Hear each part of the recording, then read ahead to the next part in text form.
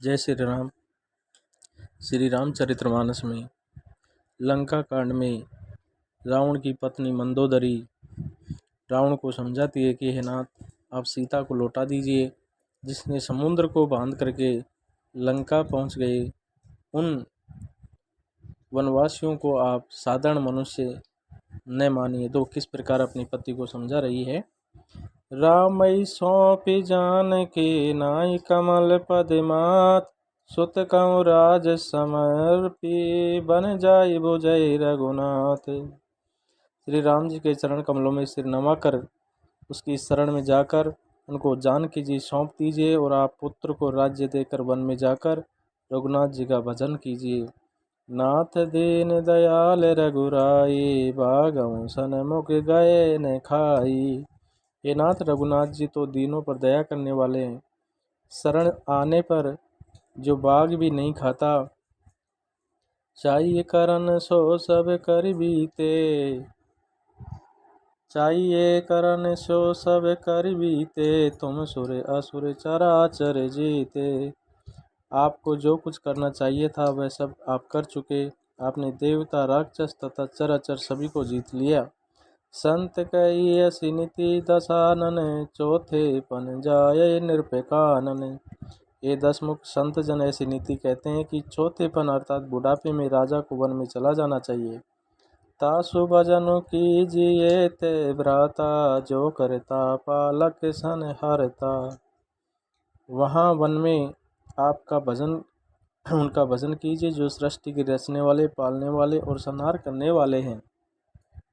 सोई रघुवीर प्रणति अनुरागी, भजो नाथ ममता सब त्यागी। हे नाथ, आप विषयों की सारी ममता छोड़कर उन्हीं शरणागत प्रेम करने वाले भगवान का भजन कीजिए। मुनिवर जतन करई जय लागी, भूप राजू तजी होय बिरागी। जिनके लिए श्रेष्ठ मुनि साधन करते हैं और राजा राज्य छोड़कर वैरागी हो जाते हैं। सोई कौशलाधीश रघुराया, आयं करन तोय परिदाया। वही कौशलाधीश रघुनाथ जी आप पर दया करने आए हैं। हे प्रियतम, यदि आप मेरी सीख मान लेंगे। जो पिए मानव मोर सिकावन, सुजसु होय त्यों पूरी अति पावन। तो आपका अत्यंत पवित्र और सुंदर यश तीनों लोकों में फैल जाएगा।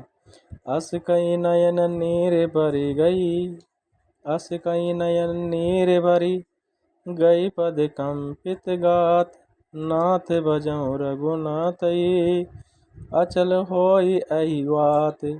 ऐसा कहकर नेत्रों में करुणा का जल भरकर और पति के चरण पकड़कर कांपते हुए शरीर से मंदोदरी ने कहा, हे नाथ, रघुनाथ जी का भजन कीजिए जिससे मेरा सुहाग अचल हो जाए। तब रावण में सुता उठाई, तब रावण में सुता उठाई, कहे लाग कल निज प्रभुताई।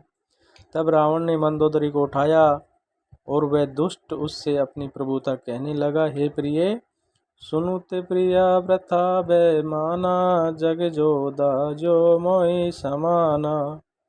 हे प्रिय, सुन, तूने व्यर्थ ही भय मान रखा है। बता तो जगत में मेरे समान योद्धा है कौन। वरन कुबेर पवन जम काला, भुज बल जीत्यों सकल दिगपाला। वरुण, कुबेर, पवन, यमराज आदि सभी दिक्पालों को तथा काल को भी मैंने अपनी भुजाओं के बल से जीत रखा है। देव दनुज नर सब बस मोरे, कवन हेतु उपजा भय तोरे। देवता, दानव और मनुष्य सभी मेरे वश में, फिर तुझको यह भय किस कारण उत्पन्न हो गया।